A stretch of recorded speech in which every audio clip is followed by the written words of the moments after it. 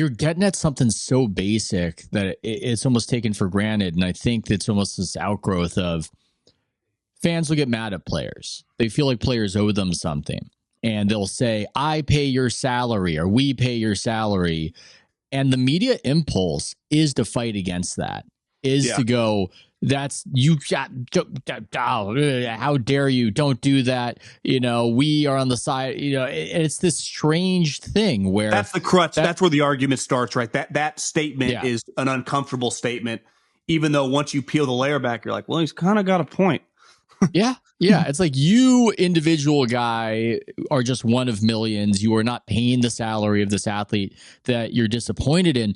But because there's this want to refute that kind of argument, and I do think a lot of media just kind of collectively as a hive mind, we're sort of nerds, and this is a way that maybe we can be cool. And so there's this impulse to defend the athlete against the fan because then you're more like the athlete, but not really. But maybe that's what the impulse comes from, that there's no real sense of responsibility promoted, but for a few media members, that players owe the fans a certain amount of effort. I mean, that seems like it's fallen by the wayside. That seems like a very 1990s opinion to say, you signed a big contract and we can't have you just giving a shit effort or demanding to be traded. That's something that you should not be doing, given your responsibility to the people who pay your salary and who invest in this. That's just something that people don't say. It seems really unfashionable. And so when you say something like that, it's almost shocking. It's like, oh my God, like you're talking about. Break down the economics of it, because I think you spend a lot of time around basketball. That's your kind of, when you talk about effort, it's a huge a word that holds on closely to that sport. Are people trying? Are people trying to win? Does anyone care? That's not, effort is not really a thing with football, right? No. Now, you have some games that are blowouts, right? Like the Cowboys or whatever. But even the Cowboys getting their ass kicked, you never go, yeah, they didn't really try. They tried to tank it. Like, no, they're just like, God, what the hell happened there? Like, were the head in the right space? Was the game plan awful?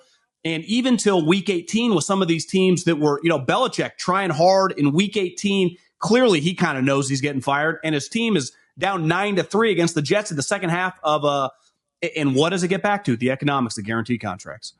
And at any moment, an NFL coach, obviously the coaches, you just look at their resumes, they're moving constantly. But the players all know, right, that at any moment I can get cut, I can get replaced. It doesn't matter. There is no baseball, basketball where I'm on scholarship. It truly doesn't exist. I mean, we've seen Peyton Manning and Tom Brady in the last decade cut / you need to leave. I mean, those are the two best players of my lifetime, or definitely of my adult life. And Peyton Manning was shown the door with the neck injury, somewhat understandable, but that would not have happened in basketball or baseball. And Tom Brady was, not supported by his owner, who gave the support in the Wickersham article to Bill. Like, Bill, this is your show. You know why? It's a coach management league, just like society, that if you do not produce, or I think that I can upgrade with a cheaper number guy, because it happens all the time. My fourth rounder, even if he's 90% as good as my $10 million guy, well, he only costs $900,000, and maybe in 2 years he's either equal or slightly better, and that's just a huge economic swing. So, like, I never understand when we, I don't argue as much as I did 5 to 10 years ago on Twitter, but like a huge part when you talk about sports, and this is the thing that I don't understand with the media, this is the business is such a huge part of this, right? The cap, how much you're paying him. So it's like, well, are you pocket watching? That's something you see like on social media. Well, yeah, this is like how much you pay for something in a salary cap league is kind of an important conversation, right? Yeah. It limits how you create a team. Now, if this was baseball, and I understand they got taxes related to, they kind of have a fake cap, but it's clearly less cumbersome of if, you want to be the Yankees or the Dodgers, like you can get really aggressive. In football, there is a hard number that you cannot go beyond. It's why Jerry Jones, like every single year, why does Jerry Jones not really sign many free agents? Because he usually is paying his own guys a lot and he doesn't have any room, right? I mean, if not, he would have way better players, I'm sure, because he would probably act like George Steinbrenner or even like Joe Lacob has tried to act, right? But he can't. And that's, I think that's what makes football, all these unique variables with the contracts, the salary cap, how much power management and coaches just typically have, right? Until they get fired and then the next group gets that power. Man, you said a whole lot there. I mean, one of them I'm thinking about is just you don't want to dwell on how you get shit for doing something because we're not martyrs. People criticize us. We've got something of a platform that comes with the territory. But I've always been amazed by how much of it I get by just raising the question, did fans get a bit disenchanted with the NBA? Now, people can feel as though whatever theory I offer isn't the right theory, but it's undeniable that half as many people watch the sport now on network TV. I mean, that's just numbers. And so it's just strange where that seems subversive. That seems to be uncomfortable. That seems to be not even a topic that we can just discuss.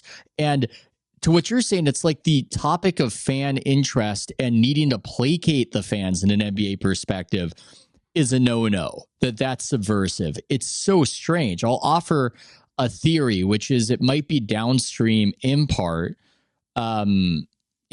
downstream from the power of a player in the NBA is so immense that so much energy is devoted to placating, to getting them on your team, and it's almost just infected the entire perspective and made people lose perspective as to how this all works. It's replaced it. When Adam Silver's asked about the in-season tournament and how it's going by Pat McAfee, he says, well, the players like it, they're happy, they're trying. I mean, it's not even about the customer. Like, the customer became ancillary because in the NBA, the player, the superstar, is so obviously huge as far as whether you make it or don't. Yeah, I mean, I have a lot of NBA takes and theories. Like, I understand why the players really love them. I would love a guy who was pro me, and obviously the players have never made more money in the history of the league. And I also understand why when you hear some of the old guys talk, they're like, what the fuck is going on? This is insane. Because when I was like, I'm a good example. I'm not even 40 years old. I grew up under Michael Jordan, basically 15 minutes away from Arco Arena, which, the Kings, when I was in junior high and high school, were really big deals. So Kobe and Shaq and Phil Jackson versus that region. My dad was a farmer, so it kind of really just double middle fingers. And I don't watch NBA anymore. Now, I consume some of the media. Like, I listen to the podcasts and I'll keep track of what's going on, but I do not consume the games. I have a pretty good idea, like, what's going on. I couldn't just rattle off wins and losses for every team, but like the major stories, who's injured, who's playing well, all that type stuff. Yeah. And I can't, there's no chance it's, almost the little past the middle of January that I've watched a full NBA game start to finish, which is a major problem for them because that is their business. Where obviously it's unique with me with football is I've watched an astronomical amount of football games this year. But even if I had, let's just say I was in insurance or in finance or something, I would still watch a lot of football games. Maybe not as many. I would skip some Thursday night games, I'm sure, and Monday night games. They were crappy. But I would consume a lot of football on Saturday and Sunday. I don't think I don't think I'd watch any more basketball that I'm watching currently. And I'm someone who's a good example. Like, my dad loved basketball.